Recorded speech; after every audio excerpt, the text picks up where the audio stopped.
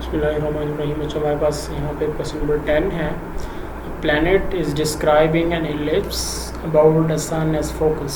यहाँ पे हमारे पास सन जो है वो एज अ फोकस है, यानी टू फोसाई में से एक जो हमारे पास फोसाई है, एक फोकस जो है वो सन है। Show that its velocity away from the sun is greatest when the radius vector to the planet is at right angles to the major axis of the path. यानी हमारे पास जो radius vector है, हमारे पास जो सन, हमने ये prove करना है कि velocity away from the sun वो ग्रेटेस्ट होगी जब radius vector to the planet, यानी प्लैनेट से जो रेडियस वेक्टर प्लैनेट तक जो रेडियस वेक्टर होगा वो 90 डिग्री के एंगल पे होगा to the major axis of the path. यानी हमारे पास जो एलिप्स का मेजर एक्सिस होगा उसके ऊपर वो 90 का एंगल बना रहा होगा, तो उस वक्त जो हम velocity away from the sun होगी वो ग्रेटेस्ट होगी। And that is then 2 pi AC over T into 1 minus E square. इतनी होगी बच्चों हमारे पास। ये हमने प्रूव करना है। 2 is the major axis.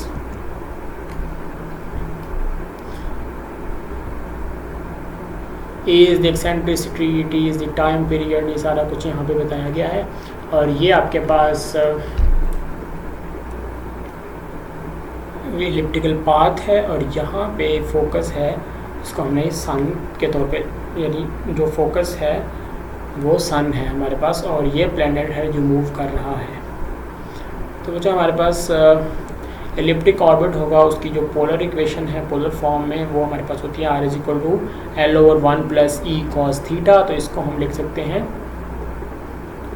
L into 1 plus E cos theta की पावर -1। यहाँ पे साथ में L होना चाहिए, यानी हमारे पास चूँकि यहाँ पे है ना R is equal to L over 1 plus E cos theta, तो ये हमारे पास फिर होगा L into 1 plus E cos theta की power -1।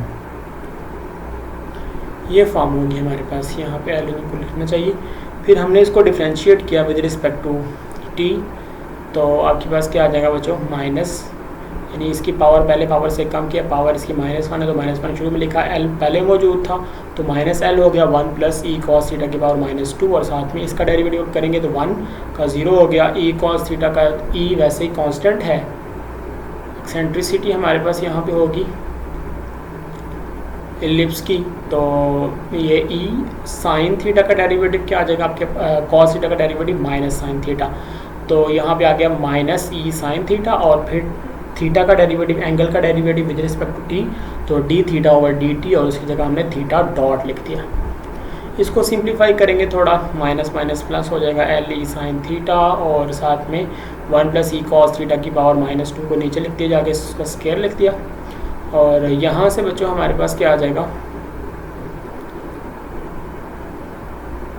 Is equal to R square L E sine theta over L square. यानी ये जो हमारे पास 1 प्लस E कॉस थीटा है इसकी हमने वैल्यू निकाली है यहाँ से।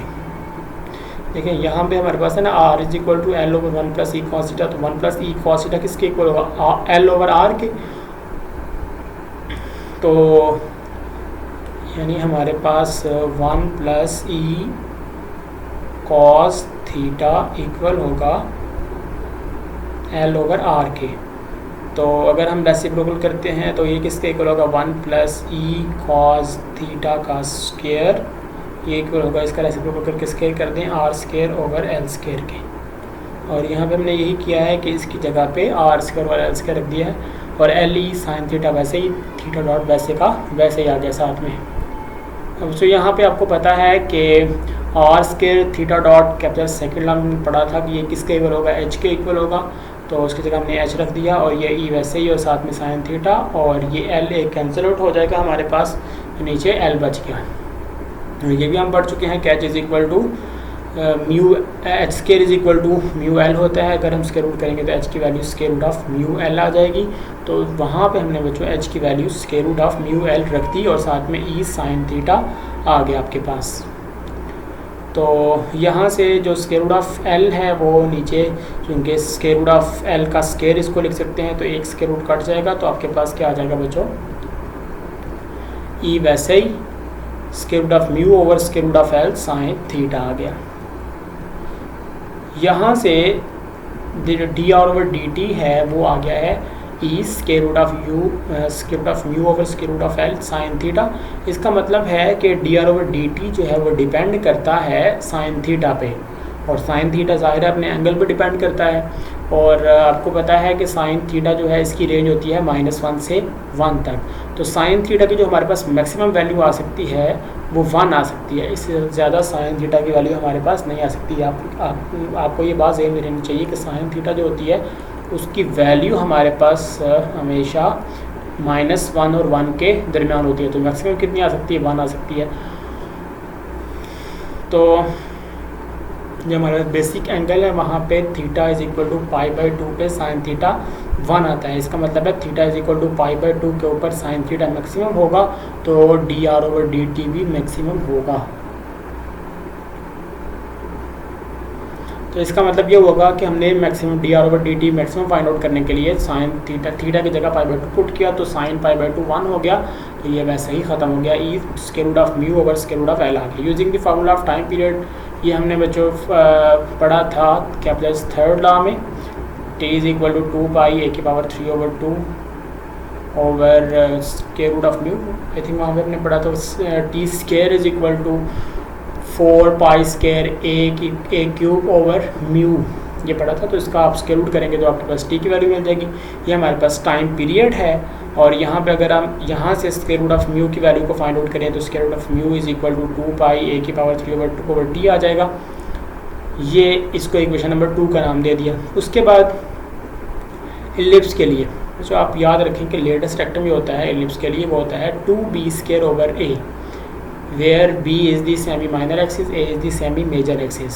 ये आपको याद होना चाहिए कि जो लेटेस्ट रेक्टम होगा, लेटेस्ट रेक्टम जो होता है वो इक्वल होता है 2b² ओवर a के। तो चूँकि हम बात कर रहे हैं सेमी लेटेस्ट रेक्टम की, उसके हाफ की, तो वो कितना होगा हमारे पास b² ओवर a होगा। एक बात तो ये हो गई। दूसरी बात बच्चों जो आपने यहाँ पे याद रखनी है वो ये याद रखनी है कि आपने बच्चों इलिप्स की इक्वेशन देखी होगी, x² over a² plus y² over b² is equal to 1, और यहाँ पे हमारे पास a is greater than b होगा। सेमी मेजर एक्सिस है a और सेमी माइनर एक्सिस है b। तो यहाँ पे हम इसके लिए एक इक्वेशन को पढ़ा था कि c² वो इक्वल होगा a² माइनस b² के, और यहाँ से बच्चों हम इसको लिख सकते हैं b² is equal to a² minus c²। और यहाँ पे आपने याद रखना है कि c जो है वो ए ई के इक्वल होगा, where e is the eccentricity, यानी एक्सेंट्रिसिटी हम निकाल सकते हैं c ओवर a के ज़रिए। तो ये आपने याद रखना है। तो फिर हम b² की जगह लिख सकते हैं a² माइनस c²। तो यहाँ से अगर हम इसको लिखेंगे b² over a is equal to a² minus c² over a is equal to a² minus c की जगह हमने लिख दिया a e, तो यहाँ पे आ जाएगा a² e² ओवर a। तो यहाँ से अगर हम बच्चों a² को कॉमन ले लें, a² into 1 minus e² over a, एक a से कैंसिल आउट हो जाएगा, तो यहाँ पे बच्चों हमारे पास आ जाएगा a इंटू 1 माइनस e²। ये आ गया आपके पास r is equal to a into 1 minus e²। इसको इक्वेशन नंबर 3 का नाम दे देंगे हम।